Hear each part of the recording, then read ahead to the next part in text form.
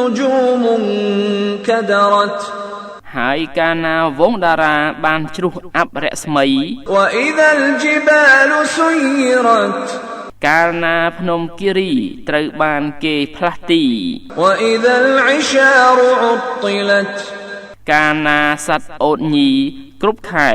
ត្រូវបានគេបោះបង់ចោល وإذا الوحوش حشرت កាលណាសត្វសាហាវត្រូវបានគេប្រមូល وإذا البحار سجرت កាលណាសមុទ្រត្រូវបានគេធ្វើឲ្យពុះកញ្ជ្រោល وإذا النفوس زوجت កាលណាជីវិតត្រូវបានគេផ្សំជាគូ وإذا الموءودة سئلت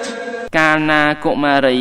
ត្រូវគេកប់ទាំងរស់ត្រូវបានគេសួរ بأي ذنب قتلت ដោយសារបាបកម្មណាមួយដែលត្រូវបានគេសម្លាប់នាង وإذا الصحف نشرت កាលណាបញ្ជីកំណត់ត្រាទាំងឡាយត្រូវបានគេលាតត្រដាង وإذا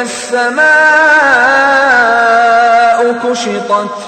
កាលណាមេឃត្រូវបានគេដកចេញ وإذا الجحيم سعرت កាលណានរកឆាបឆេះត្រូវបានគេបញ្ឆេះ وإذا الجنة أزلفت កាលណាស្ថានសួគ៌ត្រូវបានគេនាំមកចិត្ត علمت نفس ما أحضرت រូបបានដឹងនៅអ្វីដែលខ្លួនបានសម្ដែង فلا أقسم بالخنس ប៉ុន្តែយើងស្បត់ស្បែនឹងផ្កាយគ្រោះ الجوار الكنس ដែលធ្វើគោចរហើយលិចបាត់ والليل إذا عسعس សច្ចានឹងពេលរាត្រីកាលណាបានចូលងងឹត والصبح إذا تنفس សច្ចានឹងសេតរុនកាលណាបានបញ្ចេញពន្លឺ إنه لقول رسول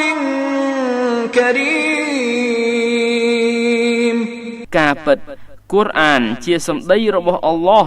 តាមរយៈរ៉ូសូលម្នាក់ដ៏ថ្លៃថ្នូរបំផុត ذي قوة عند ذي العرش مكين ដែលមានអានុភាពដែលថ្លៃថ្នូរនៅឯអ្នកដែលមានអារ៉ស مطاع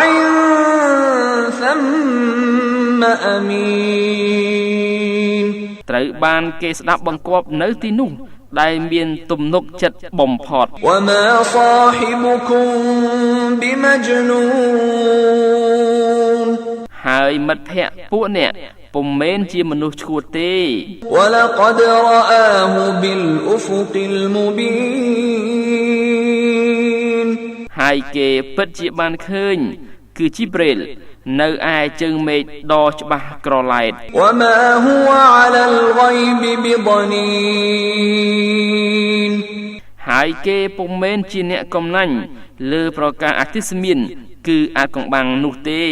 وما هو بقول شيطان رجيم វាពុំមែនជាសម្ដីរបស់ឆៃតានដែលត្រូវបណ្ដាសាទេ فأين تذهبون ហេតុនេះពួកអ្នកនឹងធ្វើដំណើរទៅឯណាទៀត إن هو إلا ذكر للعالمين វាគ្មានអ្វីក្រៅពីការរំលឹកមួយសម្រាប់លោកទាំងមូលនោះទេ لمن شاء منكم أن يستقيم សម្រាប់ជនក្នុងចំណោមពួកអ្នកដែលមានបំណងចង់ឲ្យខ្លួននៅត្រឹមត្រូវ وما تشاءون إلا أن يشاء الله رب العالمين ពួកអ្នកគ្មានបំណងអ្វីក្រៅពីករណីដែលអល់ឡោះម្ចាស់ភពទាំងអស់មានបំណងនោះឡើយ